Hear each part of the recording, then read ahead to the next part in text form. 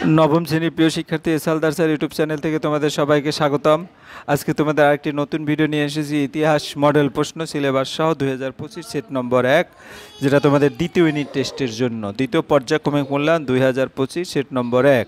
40 মার্কের পূর্ণাঙ্গ একটা মডেল প্রশ্ন এবং তার বিশ্লেষণ সহ সম্পূর্ণ সমাধান দেখাবো আমি এই ভিডিওর মাধ্যমে। কাজে তোমরা যারা এখনও আমার এই চ্যানেলটিকে সাবস্ক্রাইব করোনি তারা এখন এই চ্যানেলটিকে সাবস্ক্রাইব করে বেল আইকনটি প্রেস করে দাও। নবম শ্রেণী দ্বিতীয় পর্যায়ক্রমিক মূল্যায়ন ইতিহাস, পূর্ণমান 40, সময় 80 মিনিট, সিলেবাস, নম্বর বিভাজন, নমুনা প্রশ্নপত্র। আমরা সরাসরি চলে যাচ্ছি সিলেবাস হচ্ছে অধ্যায় 3, ঊনবিংশ শতকের ইউরোপ, রাজতান্ত্রিক ও জাতীয়তাবাদী ভাবধারার সংঘাত। অধ্যায় 4, শিল্প বিপ্লব, উপনিবেশবাদ ও সাম্রাজ্যবাদ। অধ্যায় 5, 20 শতকীয় ইউরোপ। এই হচ্ছে তোমার দ্বিতীয় পর্যায়ক্রমিক মূল্যায়নের পূর্ণাঙ্গ যে প্রশ্ন। দ্বিতীয় পর্যায়ক্রমিক নবম শ্রেণী, এখানে 1, 2, 3 এভাবে করে পূর্ণাঙ্গ একটা স্কুলের প্রশ্ন আছে। এই টোটাল 40 মার্কের একটা প্রশ্ন। এই হচ্ছে তোমার 40 মার্কের প্রশ্ন। সেখানে কত কত আছে? 1 মার্কের প্রশ্ন আছে 1 নম্বরে 8টি, 2 মার্ক 2 দাগ নম্বরে 8টি আছে 1 মার্কের প্রশ্ন, এবং 3 নম্বরে আছে কত 8 মার্ক, 2 মার্কের 4টি প্রশ্ন। 4 নম্বরে হচ্ছে তোমার 4 মার্কের 2টো প্রশ্ন, এবং 5 নম্বরে হচ্ছে 8 মার্কের 1টি প্রশ্ন। এই হচ্ছে টোটাল 80 মার্কের প্রশ্ন। আমরা একটু বড় করে যদি দেখি, এই হচ্ছে টোটাল প্রশ্নটা। এই যাই হোক, আমরা সরাসরি সমাধান পর্বে যাব। সঠিক উত্তরটি নির্বাচন করে লিখো যে কোনো 8টি। ফ্রান্সে জুলাই বিপ্লব হয়েছিল 1830 খ্রিস্টাব্দে। ইটালির জাতীয়তাবাদের প্রাণপুরুষ ছিলেন মাৎসিনি। এই তারপরে রিজার্মেন্টো কথাটির অর্থ হলো নবজাগরণ। এরপরে 1-এর 4, সর্বপ্রথম শিল্প বিপ্লব দেখা যায় ইংল্যান্ডে। তারপরে শিল্প বিপ্লব কথাটি প্রথম ব্যবহার করেন অগাস্তে ব্ল্যাঙ্কি। তারপরে সুয়েজ খাল 1-এর 6, সুয়েজ খাল প্রভাবিত হয়েছে আরবের মধ্যে দিয়ে। এটা হবে তোমার উত্তর। তারপরে সাম্রাজ্যবাদ কথাটি প্রথম ব্যবহার করেন রবার্ট আওয়েন। 1-এর 8, মালয়ে প্রথম উপনিবেশ প্রতিষ্ঠা করেছেন পর্তুগিজরা। মুক্তিদাতা যার বলা হয় সে হচ্ছে দ্বিতীয় আলেকজান্ডারকে। তারপরে রক্তাক্ত রবিবার, এই ঘটনাটি ঘটে 1905 খ্রিস্টাব্দে। এরপরে আমরা 2 নম্বরের প্রশ্ন চলে যাবো। নিম্নলিখিত প্রশ্নগুলো একটি করে উত্তর দাও। একটি বাক্যে চীনকে উন্মুক্ত দ্বার নীতি ঘোষণা করেন জন হে। তারপরে এটা ওয়াটার ফ্রেমকে আবিষ্কার করেন রিচার্ড আর্করাইট। তারপরে দাস ক্যাপিটাল কে রচনা করেন কার্ল মার্কস। কূটনীতি 2-এর 4, কূটনীতি রাজপুত্র কাকে বলে? মেটারনিককে। তারপর কার্ল শবার্ট বিক্রি কে চালু করেন? মেটারনিক। সত্য মিথ্যা নির্ণয় করো যে কোনো দুটি। লেনিন এপ্রিল থিসিস ঘোষণা করেন, এটা সত্য। বিসমার্কের উদ্যোগে ড্রেই কাইজারবুল্ড গড়ে ওঠে, এটা সত্য। তারপরে মেটারনিক ছিলেন ফ্রান্সের প্রধানমন্ত্রী, এটা মিথ্যা। নিম্নলিখিত বিবৃতিগুলির সঠিক ব্যাখ্যা নির্বাচন করো। বিবৃতি: 19 শতকের মাঝামাঝি দ্বিতীয় পর্যায়ের শিল্পায়ন শুরু হয়। এটার সাথে ক নম্বর যে ব্যাখ্যাটা সেটা মিল, অর্থাৎ ইংল্যান্ডের অভিজ্ঞতার ভিত্তিতে ইউরোপের কয়েকটি দেশ শিল্পায়নের সূচনা হয়। এরপর 2-এর 10-এর বিবৃতি: 1919 খ্রিস্টাব্দে প্যারিসে শান্তি সম্মেলন অনুষ্ঠিত হয়। এটার ব্যাখ্যা গ, এটার সাথে সামঞ্জস্যপূর্ণ, ইউরোপে শান্তি প্রতিষ্ঠা পুনঃগঠনের জন্য। এরপর বিবৃতি 2-এর 11, মেটারনিক অস্ট্রিয়া সাম্রাজ্যের সংহতি ও প্রচলিত শাসন ব্যবস্থাকে ধরে রাখতে সচেষ্ট হন। এটা ক নম্বর ব্যাখ্যা। অস্ট্রিয়া ছিল ইউরোপের একমাত্র রাজতান্ত্রিক রাজ্য। নিম্নলিখিত প্রশ্নগুলো 3টি বাক্যে উত্তর দাও, যে কোনো 4টি 2 মার্ক করে। ভিয়েনা সম্মেলন বিগ 4 বা 4 প্রধান কারা ছিলেন? ভিয়েনা সম্মেলন 1815 খ্রিস্টাব্দে নেতৃবৃন্দের মধ্যে উল্লেখযোগ্য ছিলেন অস্ট্রিয়ার প্রধানমন্ত্রী মেটারনিক, রাশিয়া যার প্রথম আলেকজান্ডার, ব্রিটিশ পররাষ্ট্রমন্ত্রী ক্যাসালারি এবং প্রাশিয়ার প্রিন্স হ্যারেনবার্গ। এই 4টি দেশকে বিগ 4 বা 4 প্রধান বলা হয়। তারপরে জোল ভেরাইন কি? জোলভেরাইন রাজ্যগুলি অভ্যন্তরীণ শুল্ক বৈষম্য বাণিজ্যের বাধাগুলো দূর করার উদ্দেশ্যে জার্মান অর্থনীতিবিদ ম্যাজেনের উদ্যোগে এবং প্রাশিয়ার নেতৃত্বে বিভিন্ন জার্মান রাজ্যকে নিয়ে 1819 খ্রিস্টাব্দে একটি শুল্ক সংঘ প্রতিষ্ঠিত হয়, যা জোলভেরাইন নামে পরিচিত। এরপর 3-3 ফ্যাক্টরি প্রথা কি?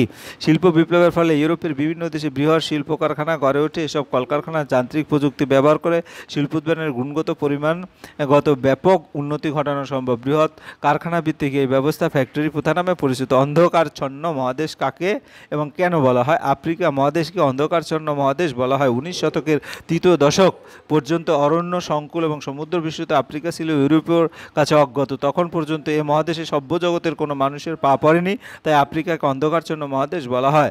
সাম্রাজ্যবাদ বলতে কি বুঝো? যখন কোনো শক্তিশালী জাতি বা রাষ্ট্র অপেক্ষাকৃত দুর্বল কোনো জাতি বা রাষ্ট্রের উপর আধিপত্য প্রতিষ্ঠা করে, সেখানকার রাজনীতি, অর্থনীতি, সংস্কৃতি প্রভৃতি সব কিছুর উপর নিজেদের প্রভাব প্রতিষ্ঠার চেষ্টা চালায়, তখন তাকে সাম্রাজ্যবাদ বলে।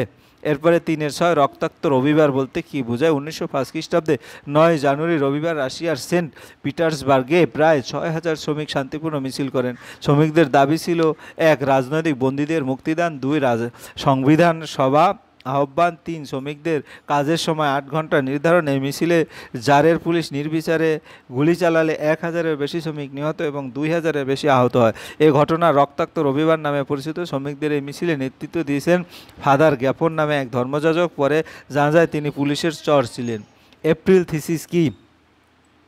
রাশিয়ার 1917 খ্রিস্টাব্দে মার্চ বিপ্লবের দ্বারা বুর্জোয়া শ্রেণী শাসন ক্ষমতা দখল করে। এরপর বলশেভিক নেতা লেনিন নির্বাসন থেকে রাশিয়া ফিরে বলশেভিক কর্মীদের সামনে 16 এপ্রিল 1917 খ্রিস্টাব্দে তার নিজস্ব চিন্তাধারা তুলে ধরেন এবং বুর্জোয়াদের হাতে থেকে বলশেভিক কর্মীদের ক্ষমতা কেড়ে নিতে বলেন। এটি এপ্রিল থিসিস বা এপ্রিল মতবাদ নামে পরিচিত। এরপরে 14 দফা নীতি কি? 3-8 বিশ্বে স্থায়ী শান্তি প্রতিষ্ঠা ও গণতন্ত্রের রক্ষার উদ্দেশ্যে মার্কিন রাষ্ট্রপতি উড্রো উইলসন 1918 খ্রিস্টাব্দে 8 জানুয়ারি মার্কিন কংগ্রেসে সুনির্দিষ্ট 14টি শর্ত ঘোষণা করেন, যা 14 দফা নীতি নামে পরিচিত। উগ্র জাতীয়তাবাদ বলতে কি বুঝো? 19বিংশ শতকের শেষ এবং বিংশ শতকের প্রথম দিকে ইউরোপের বিভিন্ন দেশ এক ধরনের সংকীর্ণ জাতীয়তাবাদ ভাবধারা ও এক প্রচারিত হয়। এই জাতীয়তাবাদীগণ নিজ জাতিকে শ্রেষ্ঠ, অন্যান্য জাতিকে নিকৃষ্ট বলে প্রচার করে এবং অন্য জাতির উপর বল প্রয়োগ করে আধিপত্য প্রতিষ্ঠার কথা বলে। এই ভাবধারা উগ্র জাতীয়তাবাদ নামে পরিচিত। এরপর 4 নম্বরের প্রশ্ন। নিম্নলিখিত প্রশ্নগুলো 7-8টি বাক্যে উত্তরটা যে কোনো দুটি। জার্মানির ঐক্য প্রতিষ্ঠায় বিসমার্ক কী নীতি গ্রহণ করেন? এটা 4 মার্কের প্রশ্ন। ও চতুর্থ ফেডারিক উইলিয়ামের পরবর্তী রাজা প্রথম উইলিয়াম 1861 থেকে 1888 খ্রিস্টাব্দ প্রাশিয়ার নেতৃত্বে জার্মানি ঐক্য প্রতিষ্ঠায় আগ্রহী হন। জার্মানি ঐক্য প্রতিষ্ঠায় বিসমার্কের নীতি 1862 খ্রিস্টাব্দে অটো ফন বিসমার্ক 1862 থেকে 1890 খ্রিস্টাব্দে প্রাশিয়ার প্রধানমন্ত্রী হিসেবে নিযুক্ত হলে প্রথম উইলিয়ামের লক্ষ্য বাস্তবায়িত হওয়ার সুযোগ পায়। জার্মানি ঐক্যবদ্ধ করার উদ্দেশ্যে তিনি নিম্নলিখিত নীতি গ্রহণ করেন। রাজতন্ত্রের বিশ্বাস। রাজতন্ত্রে বিশ্বাসী বিসমার্কের উদ্দেশ্য ছিল প্রাশিয়ার রাজতন্ত্রের অধীনে সমগ্র জার্মানিকে ঐক্যবদ্ধ করা এবং প্রাশিয়ার রাজতন্ত্র শাসনের ভাবধারা জার্মানিকে প্রভাবিত করা। খ নম্বর রক্ত লৌহ নির্মিত বিসমার্ক গণতান্ত্রিক রাজনীতির উপর নয়, রক্ত লৌহ নীতির উপর আস্থাশীল ছিলেন। তিনি প্রাশিয়ার আইনসভায় ঘোষণা করেন যে বিতর্ক বা ভোটের দ্বারা নয়, রক্ত লৌহ নীতির মাধ্যমে জার্মানির সমস্যার সমাধান হবে। এরপর সামরিক শক্তিতে আস্থা। বিসমার্ক উপলব্ধি করেন যে একমাত্র সামরিক শক্তির জোরে জার্মানির ঐক্য প্রতিষ্ঠা করা সম্ভব। এজন্য তিনি প্রতিনিধি সভার মতো অগ্রাহ্য করে প্রাশিয়ার সামরিক শক্তি বাড়ানোর উদ্যোগ নেন এবং 3টি গুরুত্বপূর্ণ যুদ্ধের মাধ্যমে সমগ্র জার্মানিকে ঐক্যবদ্ধ করেন, যথা 1 ডেনমার্কের সঙ্গে যুদ্ধ 1864 ফেমিলি খ্রিস্টাব্দে এবং অস্ট্রিয়ার সঙ্গে যুদ্ধ 1866 খ্রিস্টাব্দে, ফ্রান্সের সঙ্গে যুদ্ধ 1871 খ্রিস্টাব্দ। উপসংহার: কূটনীতি জাদুঘর বিসমার্কের কূটকৌশল এবং রক্ত লৌহ নীতির দ্বারা জার্মানি ঐক্য প্রতিষ্ঠায় উল্লেখযোগ্য ভূমিকা পালন করে। ঐতিহাসিক হেজের মনে করে তার কাছে বাস্তব কূটনীতি ছিল মুখ্য, ন্যায়নীতি ছিল গণ্য। এরপর 4-2 প্রথম বিশ্বযুদ্ধের কারণ কী ছিল আলোচনা করো। 1871 থেকে 1914 খ্রিস্টাব্দ পর্যন্ত সময়কাল ইউরোপ বড় ধরনের কোনো যুদ্ধ না হলে আপাতত শান্তির আড়ালে বাতাসে বারুদের গন্ধ পাওয়া যাচ্ছিল। শান্তির আড়ালে যুদ্ধের এই পরিস্থিতি সশস্ত্র শান্তির যুগ নামে পরিচিত। 1914 খ্রিস্টাব্দে ইউরোপের শান্তি ভঙ্গ হয় এবং প্রথম বিশ্বযুদ্ধের দামামা বেজে ওঠে। প্রথম বিশ্বযুদ্ধের কারণ প্রথম বিশ্বযুদ্ধ বা মহাযুদ্ধের 1914 থেকে 1818 খ্রিস্টাব্দে বিভিন্ন কারণ ছিল, যেমন বলকান জাতীয়তাবাদ, এশিয়ার অটোমান তুর্কি শাসকদের অধীনস্থ পূর্ব ইউরোপ বলকান অঞ্চলে বিভিন্ন জাতি স্বাধীনতার দাবিতে ক্রমে সোচ্চার হয়ে ওঠে। সার্বজাতি অধ্যুষিত বসনিয়া এবং হার্জেগোভিনা নামে দুটি প্রদেশ সার্বিয়ার সঙ্গে যুক্ত হতে চাইলেও বার্লিন চুক্তির 1878 খ্রিস্টাব্দে দ্বারা তাদের জোর করে অস্ট্রিয়ার সঙ্গে যুক্ত করা হয়। তাই প্রদেশ দুটোতে অস্ট্রিয়ার বিরুদ্ধে তীব্র আন্দোলন শুরু হয়। ঔপনিবেশিক সংঘাত, ইংল্যান্ড, ফ্রান্স প্রভৃতি দেশ আগে শিল্পায়ন ঘটায় তারা এশিয়া এবং আফ্রিকার বিভিন্ন স্থানে উপনিবেশ বিস্তার এগিয়েছিল। জার্মানি সহ বেশ কয়েকটি ইউরোপীয় দেশ শিল্পায়ন ঘটায় তারা সেই শিল্পজাত দ্রব্যের বাজার অন্বেষণের জন্য উপনিবেশ দখল করতে গেলে অন্যদের সঙ্গে তাদের সংঘাত বেঁধে যায়। মরক্কো সংকট 3 নম্বরে, ফ্রান্স আফ্রিকার মরক্কো উপনিবেশ স্থাপনের চেষ্টা করলে জার্মান কাইজার দ্বিতীয় উইলিয়াম ফ্রান্সের বিরুদ্ধে মরক্কো সুলতানের পাশে দাঁড়ান এবং প্রান্থার নামে একটি যুদ্ধজাহাজকে মরক্কো আগাদির বন্দরে ঢুকিয়ে দেন, ফলে ফ্রান্স ও জার্মানির সম্পর্ক অবনতি ঘটে। তারপরে সেরাজোভোর হত্যাকাণ্ড, অস্ট্রিয়ার যুবরাজ আর্কডিউক ফার্দিনান্দো এবং তার স্ত্রী সোফিয়া শার্প যাতে অধ্যুষিত বসনিয়া সফরে এলে 1914 খ্রিস্টাব্দে তারা সেরাজোভে শহরে এক বসনিয়া ছাত্রের হাতে নিহত হন 28 জুন। অস্ট্রিয়া হত্যাকাণ্ডের জন্য প্রতিবেশী সার্বিয়াকে দায়ী করে বিভিন্ন কঠোর শর্তাদি সহ একটি চরম পত্র পাঠায়। উপসংহার, অস্ট্রিয়ার চরম পত্রের কিছু শর্ত মানলেও অবশিষ্ট শর্তগুলোর বিষয়ে আলোচনার উদ্দেশ্যে একটি আন্তর্জাতিক বৈঠক ডাকার প্রস্তাব দেয়, কিন্তু অস্ট্রিয়া এই প্রস্তাব অগ্রাহ্য করে সার্বিয়ার রাজধানী বেলগ্রেড আক্রমণ করে। কিছুদিনের মধ্যে ইউরোপ ও ইউরোপের বাইরে বিভিন্ন রাষ্ট্র ভিন্ন ভিন্ন বিবাদমান পক্ষে যোগ দিলে তা বিশ্বযুদ্ধে পরিণত হয়। 1929 খ্রিস্টাব্দে অর্থনীতির মহামন্দার প্রধান কারণগুলি লেখো। 1929 খ্রিস্টাব্দে আমেরিকার তীব্র অর্থনৈতিক সংকট শুরু হয়, যা শীঘ্রই ইউরোপ তথা বিশ্বের বিভিন্ন দেশের অর্থনীতি গভীরভাবে প্রভাবিত করে। অর্থনৈতিক সংকট মহামন্দা নামে পরিচিত। মহামন্দার কারণ, 1929 খ্রিস্টাব্দে অর্থনৈতিক মহামন্দা শুরু হওয়ার বিভিন্ন কারণ ছিল, যেমন উৎপাদন বৃদ্ধি। প্রথম বিশ্বযুদ্ধ শুরু হওয়ার পর আমেরিকায় খনিজ সম্পদ ও শিল্প উৎপাদন প্রচুর বৃদ্ধি পায় এবং উৎপাদিত বিপুল পরিমাণ পণ্য শুধু নিজের দেশে বিক্রি করা সম্ভব ছিল না, ফলে প্রচুর শিল্প সামগ্রী উদ্বৃত্ত হয়ে পড়ে এবং শিল্পপতিরা উৎপাদনের হার যথেষ্ট কমিয়ে দিতে বাধ্য হয়। রপ্তানি হ্রাস, প্রথম বিশ্বযুদ্ধ এবং তার আগে ইউরোপ আমেরিকা উৎপাদিত শিল্পদ্রব্য ভোগপণ্য বিক্রির ভালো বাজার ছিল, কিন্তু যুদ্ধের পরবর্তীকালে ইউরোপীয় দেশগুলো এরাই শিল্প সামগ্রী ও ভোগ্যপণ্য উৎপাদন করতে থাকে, ফলে ইউরোপ মার্কিন পণ্য রপ্তানি যথেষ্ট হ্রাস পেয়ে মার্কিন অর্থনীতি বড় ধাক্কা খায়। কৃষকদের দুর্দশা, প্রথম বিশ্বযুদ্ধের পর বাজারে কৃষি পণ্যের চাহিদা ও মূল্য উভয় দ্রুত কমতে থাকে, ফলে কৃষকরা সীমাহীন অর্থনীতি দুর্দশার শিকার হয়। উৎপাদিত পণ্য বিক্রি না হওয়ার বা পণ্য বিক্রি করে যথার্থ দাম না পাওয়ায় কৃষকরা তাদের ঋণ পরিশোধে ব্যর্থ হয়। কৃষকদের তারপর শেয়ার বাজার ধস, 1920-এর দশকে বহু মার্কিন নাগরিক শেয়ার বাজারে প্রচুর অর্থ বিনিয়োগ করে, কিন্তু কিছুদিনের মধ্যে বাজারে শেয়ারের দাম ক্রমশ কমতে থাকে। 1929 খ্রিস্টাব্দে 24 অক্টোবর আমেরিকার শেয়ার বাজারে ভয়ানক ধস নামে, ফলে মার্কিন অর্থনীতি সংকটের সম্মুখীন হয়। স্বর্ণ সংকট, প্রথম বিশ্বযুদ্ধের সময় আর্থিকভাবে ক্ষতিগ্রস্ত ইউরোপের বহু দেশ নিজের দেশের সোনা আমেরিকায় রপ্তানি বিনিময়ে আমেরিকা থেকে নিজেদের প্রয়োজনীয় পণ্য সামগ্রী ক্রয় করে। এভাবে ইউরোপের সোনা আমেরিকায় চলে যায়, কিন্তু যুদ্ধের পর বহু দেশ আমেরিকা থেকে আমদানি বন্ধ করে দিয়ে নিজ দেশের সোনাও অন্যান্য মূল্যবান ধাতু প্রেরণ বন্ধ করে, ফলে মার্কিন অর্থনৈতিক ক্ষতি হয়। উপসংহার, 1929 খ্রিস্টাব্দে মহামন্দা আমেরিকায় চরম সংকটের সৃষ্টি করে। আমেরিকায় ব্যাংক ব্যবস্থা ভেঙে পড়ে, ব্যাংক থেকে নিজেদের গচ্ছিত টাকা ফেরত না পেয়ে বহু আমানতকারী নিঃস্ব হয়। শিল্প বাণিজ্যের প্রভূত ক্ষতি হলে দেশে তীব্র বেকার সমস্যা দেখা দেয়। এই মন্দা আন্তর্জাতিক অর্থনীতির উপর বহুমুখী প্রভাব ফেলে। ঐতিহাসিক কার বলেছেন যে এর ফলে অর্ধেক ইউরোপ দেউলিয়া হয়ে যায় এবং বাকি অর্ধেক দেউলিয়া হওয়ার অবস্থার সম্মুখীন হয়। এরপর 4 ফ্রান্সে ফেব্রুয়ারি বিপ্লবের 1848 খ্রিস্টাব্দের কারণগুলি কী কী ছিল? দশম চার্লসের রাজত্বকালে 1830 খ্রিস্টাব্দে মাত্র 3 দিনের রক্তপাতহীন জুলাই বিপ্লবের মাধ্যমে ফ্রান্সের এলিয়েন্স বংশের সূচনা হয়। এই বংশের রাজা লুই ফিলিপ ফ্রান্সের সিংহাসন লাভ করেন। তার প্রতিষ্ঠিত রাজতন্ত্র জুলাই রাজতন্ত্র নামে পরিচিত। 1848 খ্রিস্টাব্দে ফেব্রুয়ারি বিপ্লবের ফলে লুই ফিলিপ তথা জুলাই রাজতন্ত্রের পতন ঘটে এবং ফ্রান্সের দ্বিতীয় প্রজাতন্ত্র প্রতিষ্ঠিত হয়। ফেব্রুয়ারি বিপ্লবের কারণ, বিভিন্ন ঐতিহাসিক বিপ্লবের জন্য বিভিন্ন কারণকে দায়ী করেন। শ্রমিকদের ক্ষোভ, ফ্রান্সে শ্রমিকদের অধিক সময় খাটানোর, কম মজুরি প্রদান, অস্বাস্থ্যকর পরিবেশ বসবাস প্রভৃতির ফলে তাদের জীবন দুর্বিষহ ওঠে। সরকার শ্রমিক কল্যাণে কোনো পদক্ষেপ গ্রহণ না করায় তারা ক্ষুব্ধ ছিল। লুই সিমো প্রমুখ সমাজতান্ত্রিক নেতা শ্রমিকদের সংঘবদ্ধ করতে এগিয়ে আসেন। 1840 খ্রিস্টাব্দে দশকে খরা, শস্যহীন প্রভৃতির ফলে ফ্রান্স তীব্র খাদ্য অর্থনৈতিক সংকটের শিকার হয়। শিল্প বাণিজ্য মন্দা, মূল্যবৃদ্ধি, বেকার সমস্যা তীব্র আকার ধারণ করে। সরকার এই সংকটের সমাধান ব্যর্থ হলে দেশের বিভিন্ন স্থানে বিদ্রোহ শুরু হয়ে যায়। ভোটাধিকারের দাবি। লুই ফিলিপের রাজত্বে ফরাসি জাতি যখন হতাশাগ্রস্ত, তখন থিয়ার্স, লা মার্টিন প্রমুখ নেতা ভোটাধিকার সম্প্রসারণ এবং আইনসভা নির্বাচনে দুর্নীতি বন্ধ করার দাবি জানিয়ে আন্দোলন শুরু করেন।